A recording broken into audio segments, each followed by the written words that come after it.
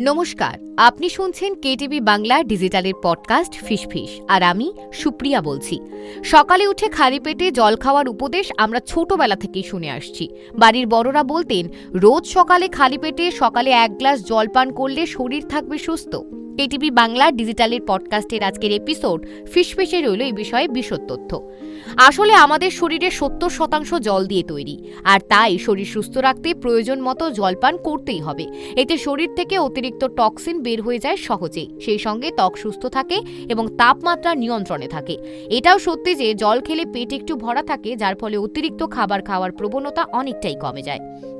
বিশেষত গরমকালে ডিহাইড্রেশন এড়াতে, স্বাস্থ্য তরতাজা রাখতে জল খাওয়ার নিদান দেন চিকিৎসকেরা। জাপানীয়রা দীর্ঘকাল ধরেই রোগা হওয়ার দাওয়াটাই হিসেবে এই ওয়াটার টোটকা ব্যবহার করে আসছেন। তবে ঈষদুষ্ণ জল, লেবু আর মধু দিয়ে খাওয়ার অভ্যাস বাঙালির রয়েছে, কিন্তু ওয়াটার থেরাপি তার থেকে অনেকটা আলাদা।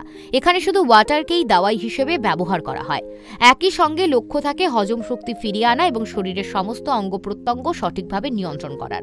প্রায় 100 বছরের বেশি সময় ধরে জাপানিরা এই টোটকায় বিশ্বাস রেখে আসছেন। ফলও মিলছে হাতে নাতে। তাই স্বাস্থ্যকর ও সতেজ থাকতে আপনি দিন শুরু করুন 1 গ্লাস ওয়াটার দিয়ে।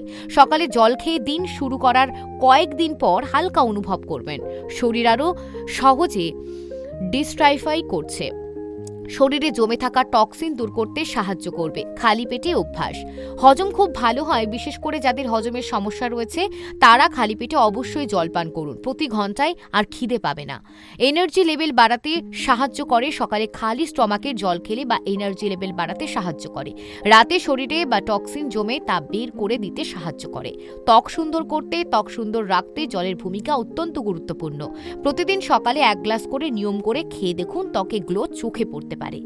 ওজন কমাতে সাহায্য করে। খালি পেটে জল খেলে ওজন কমতে সাহায্য করবে।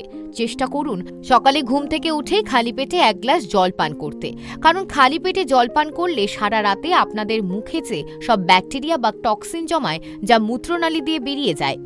আপনাদের কেমন লাগছে কেটিভি বাংলা ডিজিটালের পডকাস্ট ফিসফিস?